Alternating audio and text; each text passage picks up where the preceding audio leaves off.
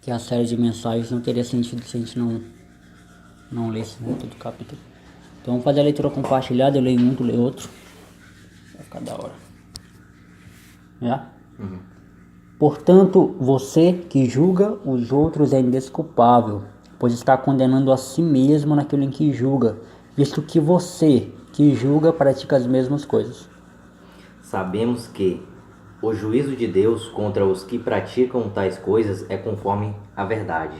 Assim, quando você, um simples homem, o julga, mas pratica as mesmas coisas, pensa que escapará do juízo de Deus?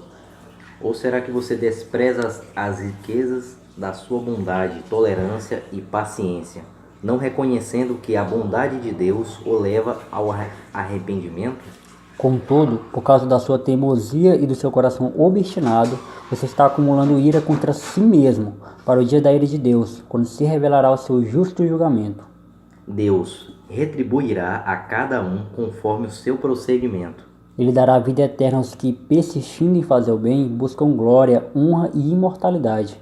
Mas haverá ira e indignação para os que são egoístas, que rejeitam a verdade e seguem a injustiça. Haverá tribulação e angústia para todo ser humano que pratica o mal, primeiro para o judeu, depois para o grego. Mas a glória, honra e paz para todo que pratica o bem, primeiro para o judeu, depois para o grego. Pois em Deus não há parcialidade. Todo aquele que pecar sem a lei também parecerá, e todo aquele que pecar sob a lei, pela lei será julgado. Porque não são os que ouvem a lei que são justos aos olhos de Deus, mas os que obedecem à lei, estes serão declarados justos.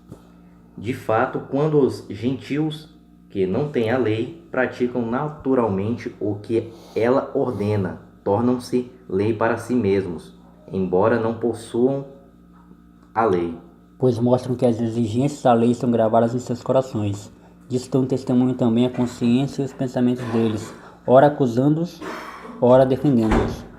Isso acontecerá no dia em que Deus julgar os segredos dos homens mediante Jesus Cristo, conforme o declara o meu evangelho. Ora, você que leva o nome de judeu, apoia-se na lei e orgulha-se em Deus. Se você conhece a verdade de Deus e aprova o que é superior, porque é instruído pela lei. Se está convencido de que é guia de cegos, luz para os que estão em trevas, Instrutor de insensatos, mestre de crianças, porque tem na lei a expressão do conhecimento e da verdade. então você, que ensina os outros, não ensina a si mesmo? Você, que prega contra o furto, furta? Você que diz que não se deve adulterar, adultera? Você que detesta ídolos, rouba-lhes os templos? Você, que se orgulha na lei, desonra a Deus, desobedecendo a lei? Como está escrito, o nome de Deus é blasfemado entre os gentios por causa de vocês. A circuncisão tem valor se você obedece à lei, mas se você desobedece à lei, a sua circuncisão já se tornou incircuncisão. Se aqueles que não são circuncisados obedecem aos preceitos da lei, não serão a eles considerados circuncisados. Circuncisados? Sim, dados, pô. Aquele que não é circuncidado fisicamente, mas obedece à lei, condenará você que, tendo a lei escrita e a circuncisão, é transgressor da lei. Não é judeu quem o é apenas exteriormente, nem é circuncisão a que é meramente exterior à física. Não, judeu é quem o é interiormente e circuncisão é operada no coração, pelo Espírito, e não pela lei escrita. Para estes o louvor não provém dos homens, mas de Deus. Top. 2. Como eu já falei no início, né, o tema é justiça, o antídoto contra a hipocrisia. E eu tenho que contextualizar aqui o que Paulo está falando, né? Primeiramente e obviamente, Paulo está falando aos romanos, né? Ele está falando a um povo que vivia pragmaticamente na lei judaica. E a lei judaica tinha algumas características, né? Era guardar o sábado, não fazer ídolos, e enfim, não comer certos tipos de alimentos. Coisas que Paulo ainda vai falar no decorrer da sua carta aos romanos. E uma das coisas que os romanos faziam muito Na semana passada, quando a gente expôs Romanos 1, a gente aprendeu um pouco que Paulo ele estava muito feliz em estar com Romanos. Agora que ele já fez a saudação, ele meio que já pega pesado, né, com os romanos. Porque os romanos tinham muito essa questão da justiça própria. O Romanos é uma carta, mano, que Paulo vai falar muito de graça. Acho que é a carta da Bíblia que mais a palavra graça é mencionada, mais nada é por mérito, mas tudo é pela graça de Deus é pregado, porque justamente o povo de Romanos, eles eram assim, eles eram meritocratas no sentido salvífico, né? No sentido de, para eu ter minha salvação, eu preciso fazer uma série de coisas. E eles acabavam que se tornando hipócritas por conta disso. Que é como o apóstolo Paulo vai questionar, né? Você que fala para não furtar, furta, né? E vai falar uma série de coisas que os romanos falavam com a boca, mas na vida prática eles faziam diferente. Eram pessoas pragmáticas, mas que elas tinham um teor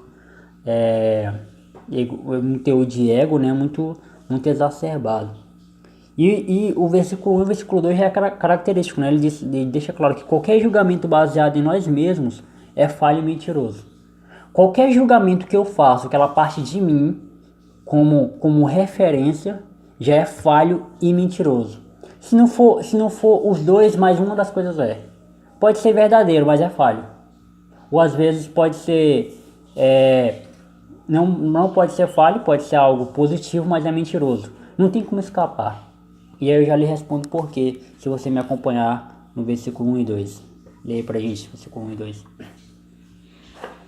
Portanto, você que julga os outros é indesculpável, pois está condenando a si mesmo naquilo em que julga, visto que você que julga pratica as mesmas coisas.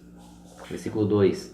Sabemos que o juízo de Deus contra os que praticam tais coisas é conforme a verdade. Tá aí a resposta. Por que o nosso julgamento ele é falho e mentiroso? Porque como o apóstolo Paulo está falando, o meu julgamento ele parte de uma visão de mim mesmo e eu sou indesculpável, sabe? Eu sou tão pecador quanto aquela pessoa que eu estou julgando. Mas aí a gente pode usar aquele argumento, né? Por exemplo, a gente está condenando um cara que, sei lá, traiu a esposa. Vamos pegar um exemplo, traiu a esposa. Ah, mas eu nunca traí minha esposa, eu não traio minha esposa, então eu posso julgar ele. Beleza que você não trai sua esposa, mas você trai seus amigos, você trai seus filhos, você trai a sua mãe, o seu pai, entendeu? Você comete o mesmo tipo de traição, só que com pessoas diferentes, entendeu? Então você não tem como você fazer um julgamento com base em você mesmo. Como até o exemplo na semana que eu te dei, até o tribunal, né, que tem o julgamento, o juiz ele não toma nenhuma decisão baseada em si mesmo.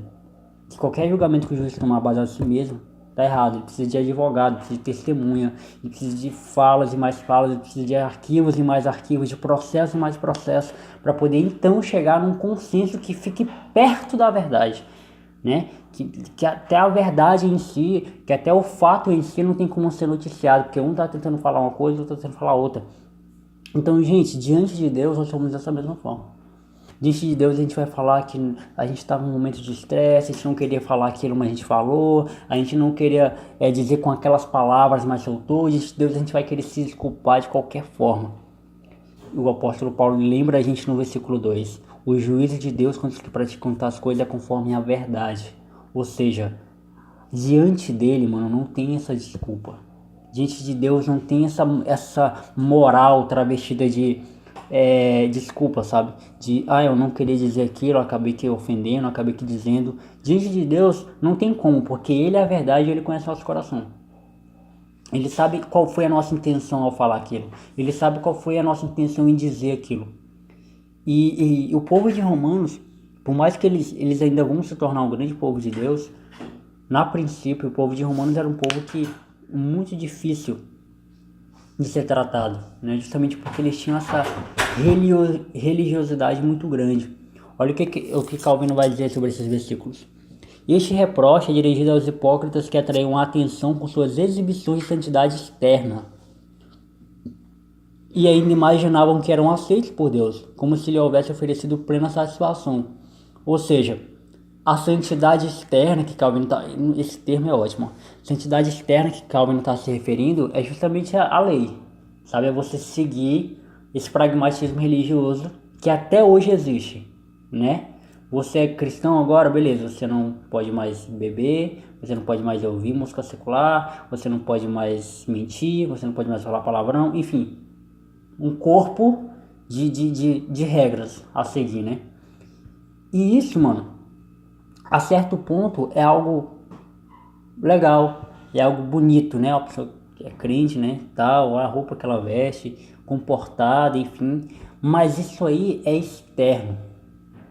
Isso é externo. Essa santidade aí, ela é externa. E grava o que eu vou te dizer agora. Santidade exterior não serve para absolutamente nada. Santidade exterior não ganha alma para Jesus. Santidade exterior não muda caráter. Santidade exterior não muda nada. A única coisa que santidade exterior vai servir é para mostrar pro outro que tu é mais bonito do que ele. É a única coisa. É a única coisa. Porque se tu parar para conversar com as duas, logo tu vai perceber que aquela pessoa que aparentemente não é santa é mais santa do que aquela pessoa que está se mostrando ser santa. Porque, mano, não compensa, sabe? É algo que pro reino de Deus não serve. É algo que pro reino de Deus não tem serventia. Se a gente for pegar o exemplo de Jesus, ao escolher os seus 12,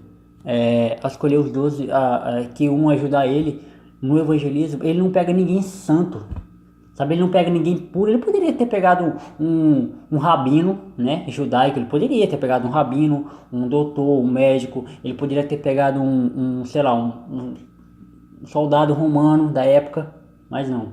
Ele pegou pessoas desprezíveis exteriormente, mas que por dentro tinham uma sede de conquistar algo para Jesus. Tinha uma sede de mostrar para o mundo que elas tinham algo de positivo.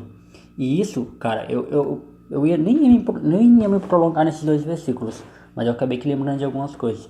E isso meio que faz jus àquilo que nós somos. A nossa identidade, muitas vezes, ela é lançada à prova por conta dessas questões. A gente tem, de um lado, uma espiritualidade, né? Não sei se posso chamar de espiritualidade.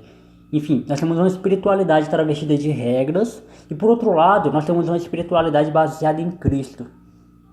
E essa espiritualidade baseada em regras, ela é muito difícil de ser quebrada, justamente pela situação de Romanos 2, porque tudo parece positivo, tudo parece agradável. É que nem eu já falei aqui algumas vezes, como é que você vai chegar para uma pessoa que toda semana vai para a igreja, que só escuta louvores a Deus, enfim, a linguagem dela é uma linguagem pura.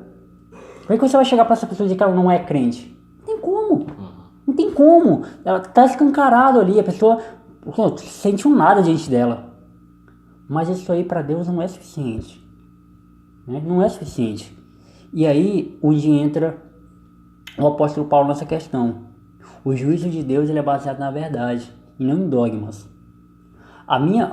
Outra coisa para tu pegar. A minha religiosidade, o meu dogmatismo, o meu pragmatismo, o nosso momento de culto, ele só tem sentido se a minha santidade for verdadeira. Porque senão não tem sentido. A gente vai se tornar mais um clube. A igreja, ela se torna um clube quando ela não vive para Jesus. Ela se torna um clube de amigos, uma reunião de amigos. Se não há mudança de caráter, se não há santidade verdadeiramente, se não há coração transformado. É que nem eu já falei para os meninos aqui muitas vezes, cara, se vocês estão vindo para cá todo final de semana e Jesus não tem mudado a vida de vocês, vai para outro lugar, mano. Vai jogar uma bola, vai para um churrasco na casa do amigo. Não adianta você estar vindo para cá. Porque a gente tem que se reunir, a gente tem que louvar a Deus com um único objetivo, mudar de vida. É novidade de vida, é ter o caráter transformado. Se ontem eu pequei, sei lá, cometi 1000 pecados, hoje eu vou cometer 999. Um pecado a menos.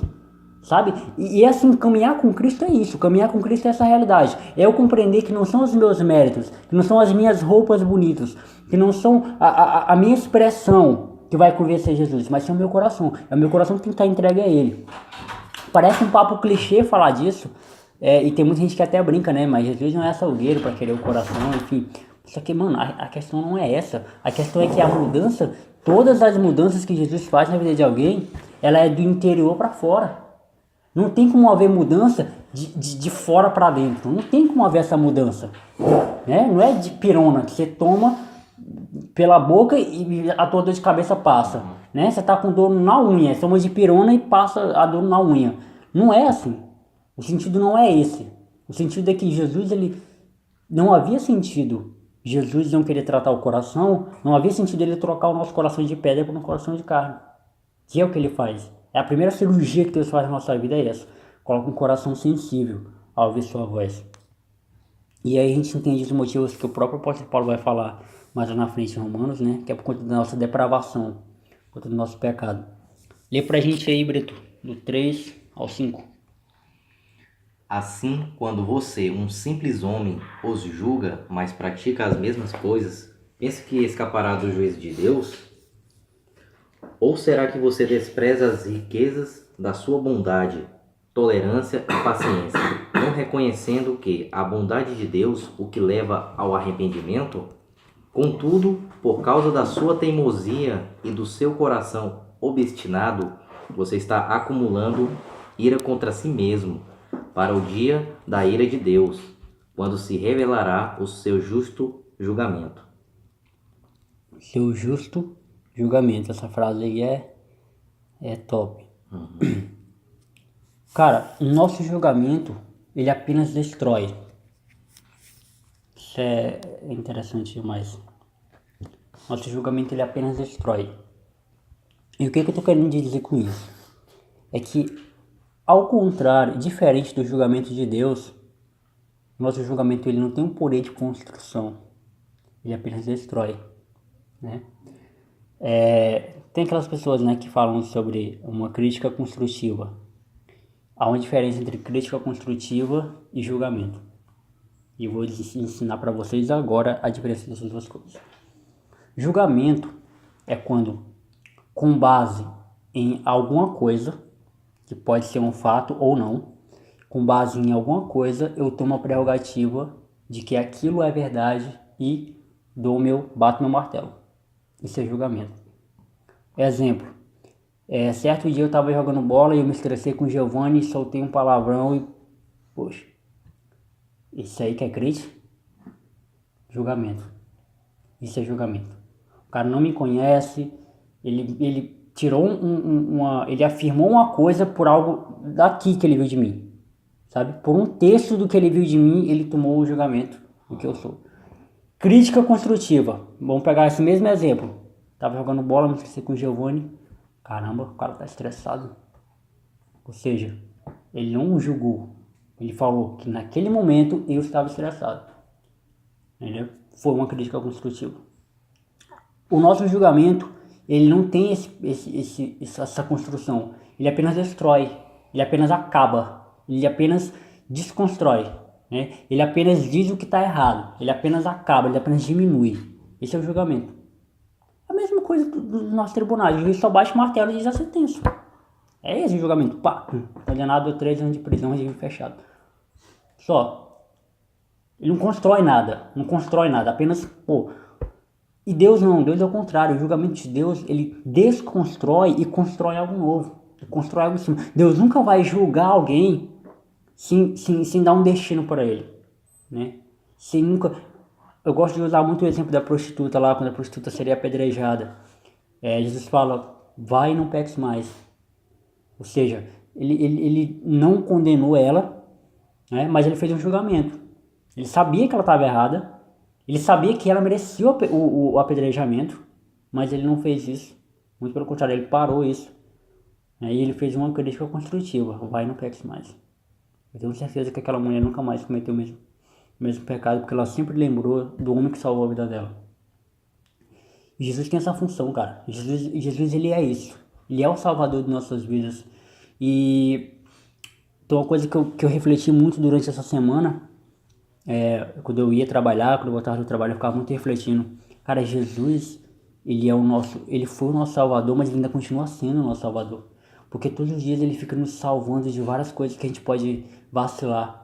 Às vezes quando eu vou orar, eu falo, Deus, obrigado por me salvar mais uma vez. Porque já não bastou o teu sacrifício na cruz que me livrou do inferno totalmente. Né? Eu estou livre do inferno, graças ao Senhor. Só o Senhor poderia ter feito isso. E ainda diariamente o Senhor tem me salvado de várias coisas. O Senhor tem me salvado do meu próprio ego. O Senhor tem me salvado da minha perturbação interna de querer ser eu mesmo, de querer mostrar para as pessoas que eu sou superior, do meu ego, do meu egoísmo, da minha fragilidade emocional. Então o Senhor tem me salvado várias e várias vezes.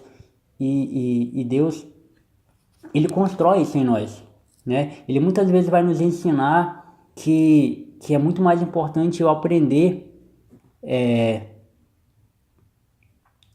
de algumas formas que é só Ele que vai ensinar, cara. É só Ele que vai ensinar. Tem muitas pessoas que às vezes acontece alguma coisa de ruim na vida delas, elas já acham que foi o Satanás, o inimigo, que Deus está desamparando ela, e não é assim, cara. Deus, ele não vai ficar te entregando coisas direto, não vai ficar dando coisas nas tuas mãos de bandeja todos os dias. Ele vai querer te ensinar, ele vai querer que tu caminhe com as próprias pernas, porque assim, cara, evangelho, cristianismo, vida com Deus, ela tem que ser uma vida diária de continuação, ela tem que ser uma vida diária de caminhada. E essa vida diária de caminhada, ela não é um caminho autônomo. Ela não é uma caminhada sozinha, solitária. Ela é uma caminhada onde eu preciso carregar pessoas mais fracas do que eu.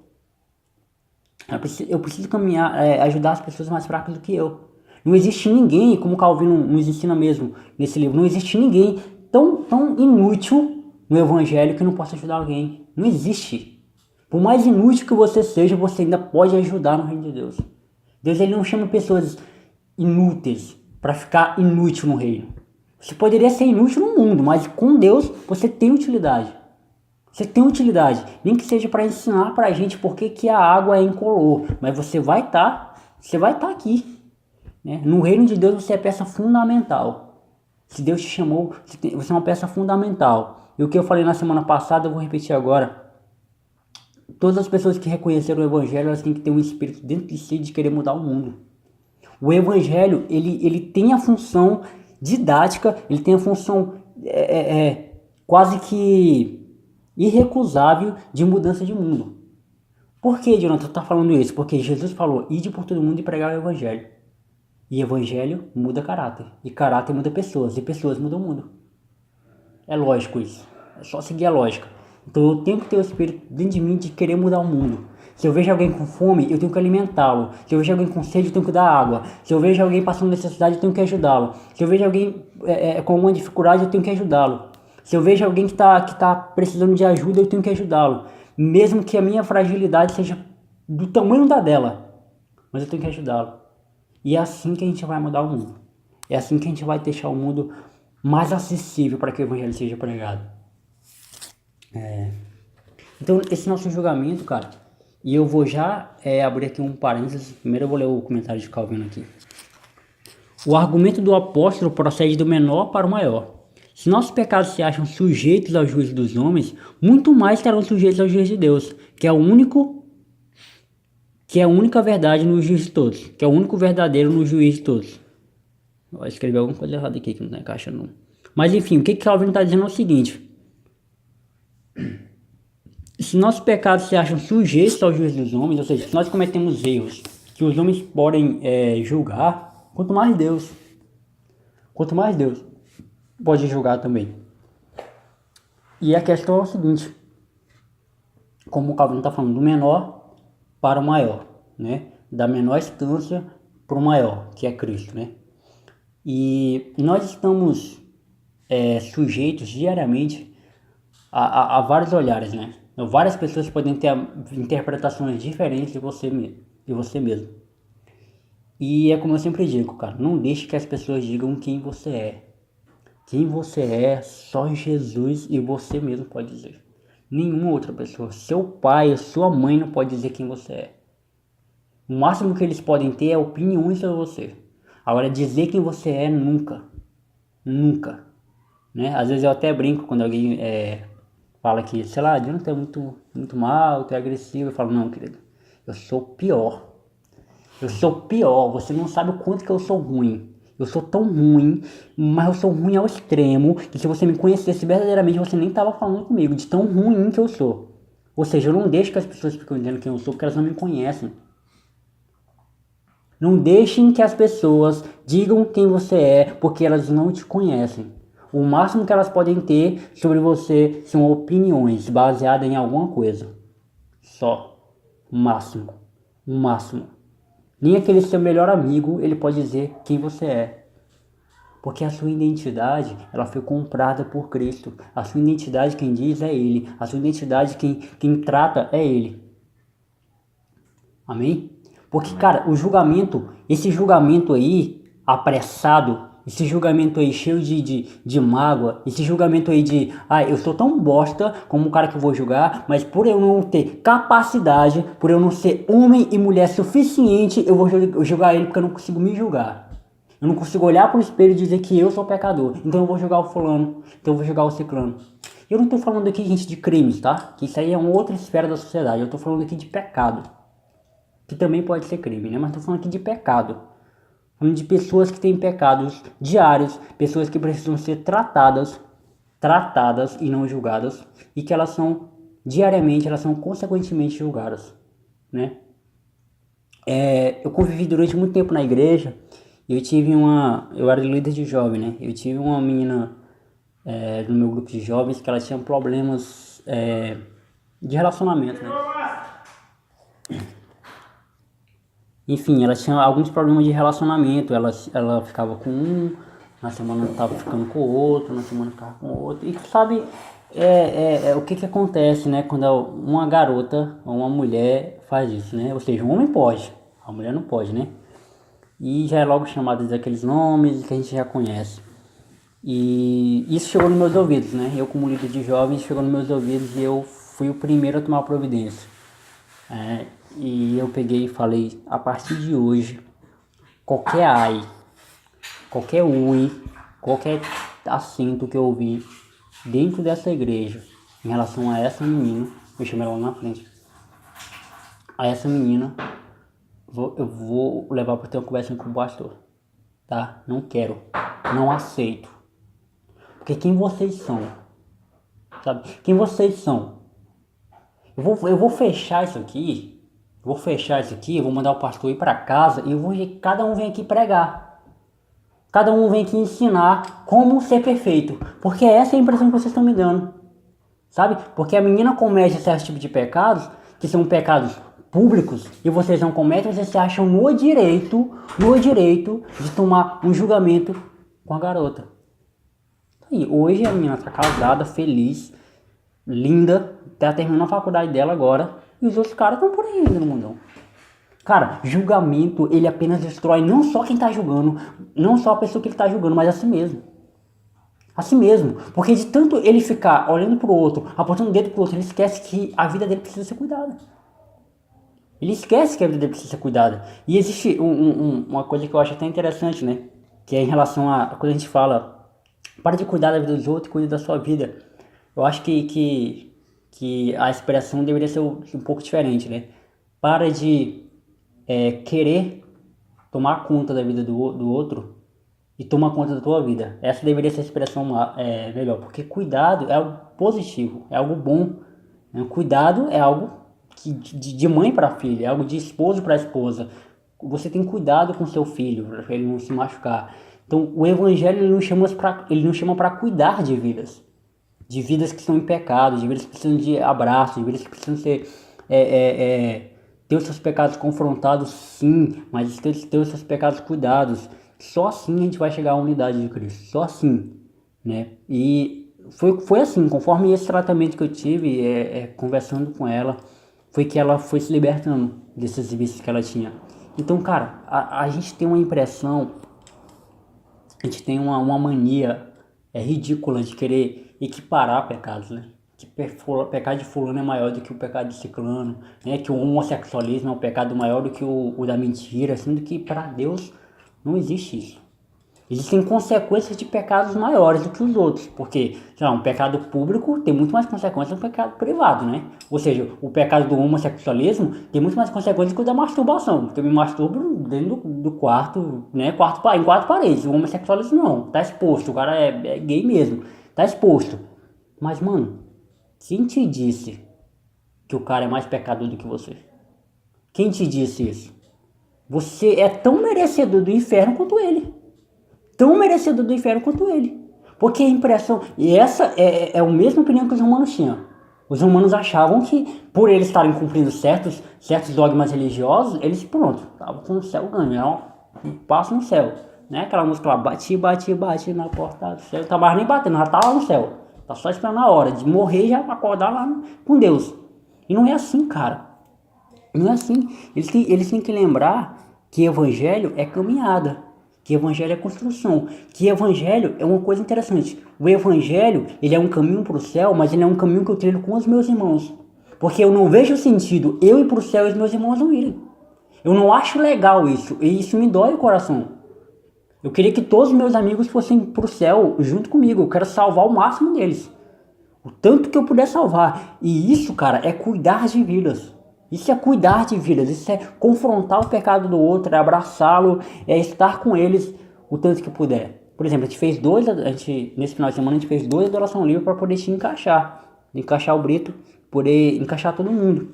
Tem um no sábado e um no domingo. Isso é cuidar de vidas. Poucas igrejas fazem isso. Poucas igrejas fazem isso. Adequam sua agenda para as pessoas poderem participar do culto. Versículo 6 e 7. Deus retribuirá a cada um conforme o seu procedimento. Ele dará a vida eterna aos que, persistindo em fazer o bem, buscam glória, honra e imortalidade. Deus honra cada um conforme suas atitudes. É aquela a famosa tal da lei da semeadura, né? Eu planto, eu colho, eu faço, irão fazer comigo. E enfim, e Deus honra cada um conforme as suas atitudes. E aqui pode haver uma contradição, né? Mas não há contradição, eu ia dizer por quê. Porque a impressão que dá é que Paulo está dizendo que Deus é meritocrata, né? Deus ele só abençoa quem ora, quem faz as coisas certas, e Deus não abençoa quem não faz as coisas certas. Isso não tem nada a ver, porque Silvio Santos não é cristão e o Silvio Santos é podre de rico. E, enfim, as filhas dele são tudo bonitas, isso não tem nada a ver. Tem várias pessoas aí que não são crentes e que são ricas, e que, enfim, então, essa não é a questão. O que o apóstolo Paulo está falando aqui é que atitudes que eu tenho, atitudes que eu tomo, elas se voltarão contra mim. Justamente porque eu não sou a única pessoa fracassada do mundo. Existem várias pessoas fracassadas nesse mundo. Então, esse mesmo fracasso que eu planto é o fracasso que eu colherei, né? Quando aquelas pessoas, né, que um ato simples, que não se levantam da cadeira para dar a cadeira pro idoso, e tem aquelas pessoas também que não ajudam as outras a carregar uma sacola, por exemplo. Ato simples, coisa simples. Dentro da cabeça dela, ela tá pensando que nunca vai precisar. Nunca vai precisar, né? Eu perco a conta das vezes que eu já ajudei a empurrar carro nessa minha vida. E eu nunca tive um carro na minha vida. Mas eu pretendo um dia ter um carro. E eu sei que um dia eu vou precisar que alguém me ajude a empurrar meu carro. Entende? Então, não é que eu faço as coisas para que as pessoas façam comigo. Eu faço porque aquilo faz parte de mim. Faz parte do meu caráter fazer aquilo. Ajudar as pessoas faz parte do meu caráter. Então, involuntariamente, Deus ele vai enviar pessoas para nos ajudar, né? Que nem agora, um testemunho até legal de contar para vocês. Eu tava sem passagem de ônibus, né? Eu tava praticamente zerado, sem dinheiro para me trabalhar, tinha R$3,50, e eu despretensiosamente encontrei a Laiane, né, no trabalho, e ela pegou e me ofereceu o cartão dela. Ou seja, eu não orei para que Deus enviasse alguém para me dar um cartão. Eu não pedi para ela o cartão. Simplesmente ela me ofereceu o cartão dela e foi isso que me salvou esses 2 dias. Então, cara, você vê que tudo isso faz diferença na sua vida, né? Talvez se eu fosse uma pessoa egoísta, talvez se eu fosse uma pessoa que olhasse muito para o meu próprio umbigo, ela ainda não teria me oferecido o cartão dela. Então, Deus ele nos honra conforme nossas atitudes. Ele nos honra, né? Honra é diferente de doação. Honra é diferente de coisas dadas. Honra é quando alguém, por conhecer quem eu sou, me ajuda. Ou me elogia, sabe? Ou me dá Quando você vê que muitas pessoas estão falando bem de uma pessoa, você sabe que aquela pessoa é honrada, A gente aprendeu isso na série O Fato de Ser Homem, né? Uma frase do Max Lucado que eu acho da hora, que é: um cessar-fogo entre os homens depende de um cessar-fogo com Deus. Ou seja, um cessar-fogo entre os homens depende de um cessar-fogo com Deus. Isso faz link com o que o apóstolo Paulo escreveu aqui no versículo 7. Porque essa série de julgamentos, essa série de gatilha a arma e atira nos outros, ela só é possível se Deus fizer o mesmo com a gente. Sabe? Se Deus nos convencer. Porque, cara, se não for Deus na nossa vida, se não for essa graça de Deus, se não for eu reconhecer que eu também era um pecador miserável que merecia o inferno, e Deus, não olhando para isso, resolveu me salvar, ou seja, não foi baseado na minha beleza, eu não tinha beleza, só era podridão dentro de mim. Deus, ele, por sua graça e misericórdia, resolveu me salvar. Ele não me pediu nada em troca. Se eu não compreender isso, eu vou continuar atirando nos outros. Eu vou continuar atirando, dizendo para os outros o quanto elas são pecadoras e eu sou bom, sabe? Sendo que eu não sou bom coisa alguma. Cara, você não vai conseguir levar ninguém para Jesus com esses julgamentos gratuitos. Você não vai conseguir salvar a vida de ninguém. E outra, você não vai conseguir marcar a vida de ninguém positivamente com isso. Você sempre vai ser lembrado como o cara que falava merda nas rodas de conversa. Você sempre vai ser lembrado como o cara que era desagradável quando chegava no ambiente. Tem aquelas pessoas que você tá conversando ali, ela chega no ambiente, o ambiente chega baixa. É um clima pesado, porque a pessoa é desagradável. A pessoa é suja, é porca, e ela não se enxerga. Ela não se enxerga. E alguém tem que dizer para ela que ela precisa de transformação, que Jesus precisa entrar no caráter dela. Ou seja, ela precisa tomar vergonha na cara. Que é isso que ela vai compreender. Precisa tomar vergonha na cara. Porque, cara, não adianta você se encher de prerrogativas, se encher o seu coração de ego e dizer que é merecedor, dizer que é isso, dizer que é aquilo, sendo que você é podre por dentro. Você é podre. Sabe? Você é um hipócrita que acha que o mundo gira ao seu redor. Tem aquelas pessoas que elas se vestem com a tal da justiça, né? Elas se trajam de pessoas justas, sendo que elas são tão falsas, tão podres como qualquer outra. E isso, cara, é mais podre do que um porco sujo. Porque um porco sujo, ele não julga o outro porco porque o porco tá limpo. Ele não julga o ser humano pelo ser humano tá limpo e ele tá sujo. O porco sujo, ele tá sujo mesmo. E dane-se, ele não tá nem aí, ele vai se sujar mais ainda. Já o cara que ele é podre por dentro e quer ser limpo, e ele ainda quer julgar as podridões dos outros, esse cara precisa de Jesus. Esse cara precisa de Jesus. Ele precisa compreender que não importa o que ele faça e não importa o que ele não faça, isso não vai acrescentar nada na sua vida. Muito pelo contrário, só vai ter efeito negativo. Só vai ter efeito negativo. E essa hipocrisia, ela surge a imagem do Evangelho. Vamos lá, pro 21 ao 24. Não, avançado agora aqui no texto. Eu leio 21, 22, eu leio 23, 24, tá? Então você que ensina os outros, não ensina a si mesmo? Você que prega contra o furto, furta? Você que diz que não se deve adulterar, adultera? Você que detesta ídolos, rouba-lhe os templos? Você que se orgulha na lei, desonra a Deus, desobedecendo a lei? Como está escrito, o nome de Deus é blasfemado entre os gentios por causa de vocês. Tem uma imagem ali, né? Vocês têm uma imagem ali. Mais ou menos ali, ó. Tem um povo, né? O povo que está padecendo aqui, e tem os romanos, né? Os santarrões, com um véu ali, né? Se achando os santos, e tem um povo aqui, ó, passando fome, tá vendo?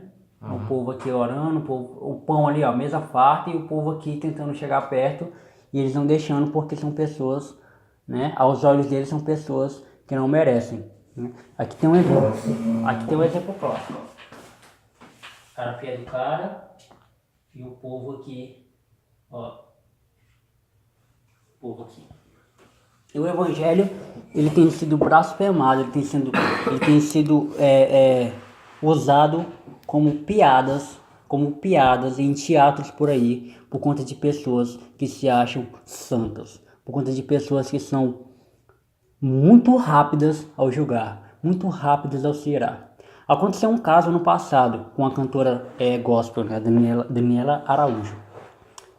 Eu vou tentar exemplificar aqui o que aconteceu com a Daniela Araújo. A Daniela Araújo, ela era esposa do Leonardo Gonçalves. Eu acho que tu conhece até uma música do Leonardo Gonçalves, aquela música que ele canta assim: o Getsemane foi que me Jesus. Conhece, né? Tem uma outra música dele famosa agora que é Sublime, enfim. Ela era casada com ele. E ele era não, acho que ele ainda é adventista, né? No sétimo dia. E eles se separaram, né? Meu Deus, um adultério para a igreja, para quem é crente. Um adultério não. Um divórcio para quem é crente é algo que quase imperdoável, né? Todo mundo foi tirar pedra no cara, né? Não pode, o cara é um adventista. Se divorciar, não pode, casou, tem que ser pra sempre, enfim, pá, e o cara aguentou tudo calado. Aguentou tudo calado, a pessoa até deu uma parada na carreira dele, foi pra fora, voltou agora, enfim. Quando um ano depois, né, no caso ano passado, vazou um áudio da Daniela Araújo, sua ex-esposa, que ela estava viciada em drogas.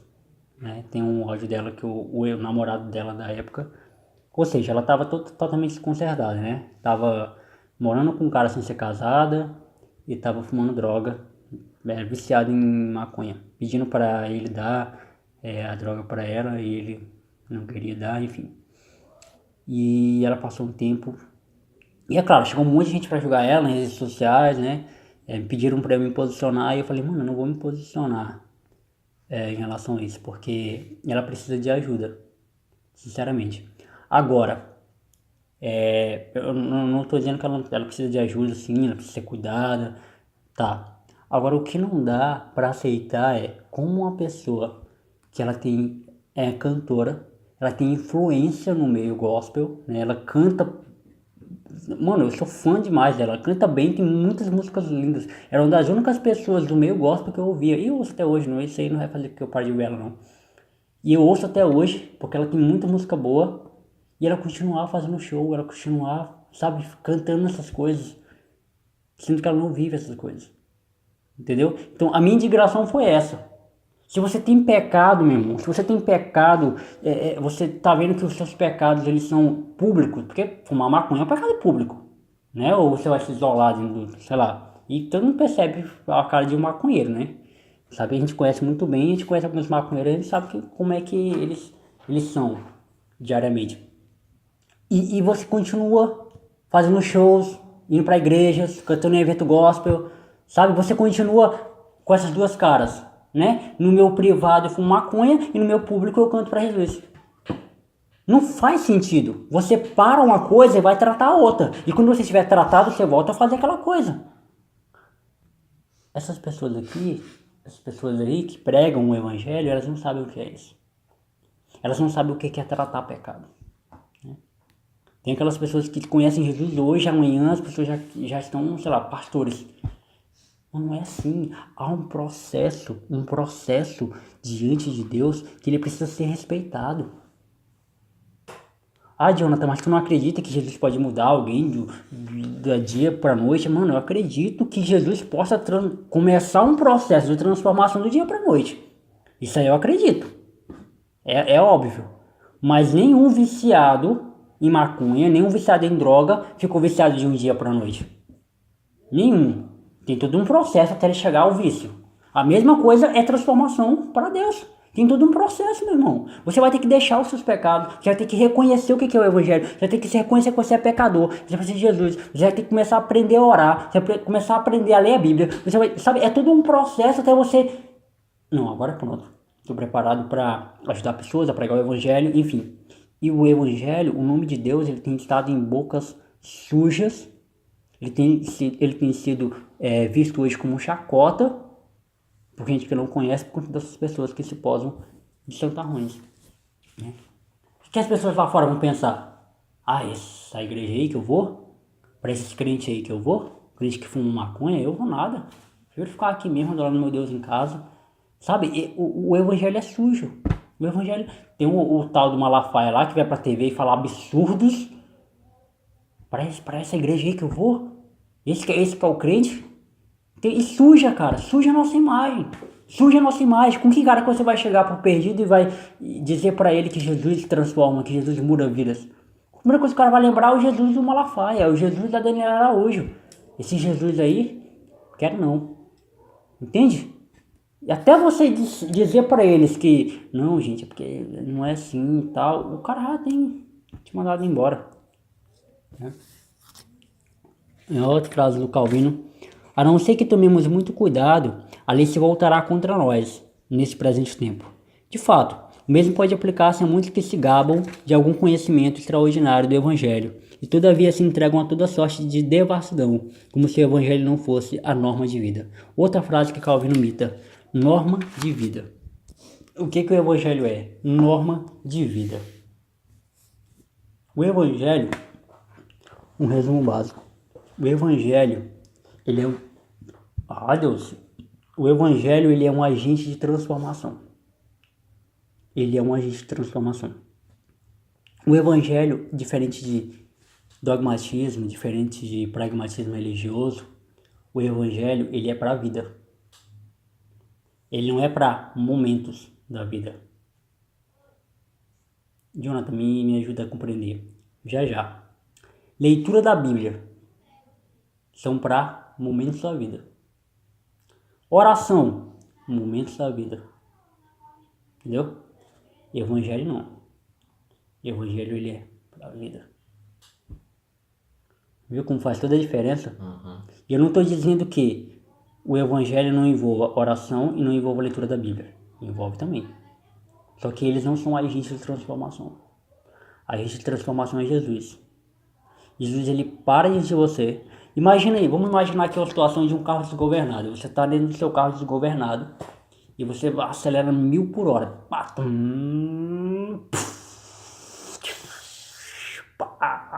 Muito doido. Você está muito doido. E no meio dessa sua loucura, Jesus para e diz você, pá! Você parou o carro. Jesus parou. Você para. É o primeiro traço de quem conhece Jesus, ele para. Não tem como, eu tô aqui, o cara, me diz aí, vamos lá, me diz aí. Quantos casos de cantores ou cantoras que você conhece que são do mundo, que se converteram a Jesus e estão até hoje com Jesus? Eu conheço um, Lázaro, só. Mas Lázaro nem era tão estourado, né? Lázaro, só. O tal de Xande lá disse que se converteu, né? O tal de o cara lá do Parangolé, como é que é o nome dele? Léo Santana disse que se converteu, né? A menina lá do Chão, a Carla Pérez, se converteu. Você tá vendo como é que tá, né? Ou seja, posso passar o dia todo citando o nome de pessoas que falaram que se converteram. Mara Maravilha se converteu. A gente sabe, né? A gente conhece essa peça. Não adianta, cara. O primeiro sintoma de alguém conhecer Jesus é ele para. Ele para. O apóstolo Paulo, quando Jesus parou na frente dele, ele ficou cego, ele parou, ele ficou 3 dias sem enxergar. Ele ficou parado durante 3 dias, sem fazer nada. Ele para. Quando a gente conhece Jesus, o nosso carro que estava desgovernado, ele tem que parar. A gente tem que baixar a bola, abrir o carro, sair do carro, se curvar diante de Jesus. Jesus, obrigado por ter me parado. Jesus, só tu é santo, só tu é digno de toda a honra e toda a glória. Eu paro. O evangelho, ele não é uma mudança de carreira, ele não é uma mudança de ofício. O evangelho não é, eu tô nesse emprego, eu vou para esse emprego. Não, cara, o evangelho é mudança de vida, é transformação de caráter. Eu paro para que Jesus transforme minha vida. Não tem como Jesus transformar, talvez você tá ali, ainda, ativo. Segundo sintoma, quando Jesus ele para diante de você, ele vai transformar a tua vida. Segundo sintoma, alguma coisa precisa ser mudada. Alguma coisa precisa extraordinariamente ser mudada na tua vida. E aqui eu vou abrir até um ponto interessante. Por exemplo, nós da Adoração Livre somos os caras que mais defendem o cristão beber bebida alcoólica moderadamente, né? Nós somos os que mais, porque a Bíblia não condena. Mas assim, se o cara no mundão ele tinha problemas com álcool, ele bebia todo final de semana, né? Ele deixava de pagar contas para beber, para sair para as baladas. Quando ele conhece Jesus, ele tem que parar. Você tem que parar, porque aquela vida lá é de devassidão. Por que eu, o Marcos, o Micael, a Cristina, você, a gente pode tomar uma cerveja moderadamente? Porque a gente não tem problema com isso. A gente consegue viver sem álcool. A gente consegue viver. É algo que a gente bebe tranquilamente, a gente não bebe pra ficar doido. A gente pode. Mas se a gente tivesse problemas com álcool, aí sim a gente não poderia. Porque, cara, o evangelho ele é consciência. Ele é consciência. Se uma pessoa lá fora tinha problemas com drogas, ela vai continuar andando com os amigos dela maconheiro? Não tem como. Não tem como. Alguma coisa tem que ser extraordinariamente mudada na tua vida. Para que as pessoas possam compreender que houve uma transformação. Para que você mesmo possa compreender que houve uma transformação. A pessoa mentia pra caramba pra esposa. Traía com sua esposa. Vai continuar traindo a esposa? Não, alguma coisa tem que mudar radicalmente na vida dela. Jesus começou a fazer a primeira coisa. Jesus mudou. Teve a primeira transformação na vida dela. Então o evangelho, cara, ele é isso. Ele é vida, sabe? O evangelho ele não pode ser visto como momentos da vida, como áreas da tua vida, sabe? Vai haver pecado em todas as áreas da tua vida para sempre. Isso aí, meu irmão, pode... Se você acha que um dia você vai ficar livre de todos os seus pecados, você tá enganado. Você vai continuar pecando. Só que muita coisa na sua vida precisa ser mudado. E essa mudança, ela começa em Jesus, ela não começa em você. O mérito de mudança, de agência de transformação, ela começa em você. Ela começa em Jesus. Ela começa em você. Amém? Amém. Deu para compreender aí? Deu.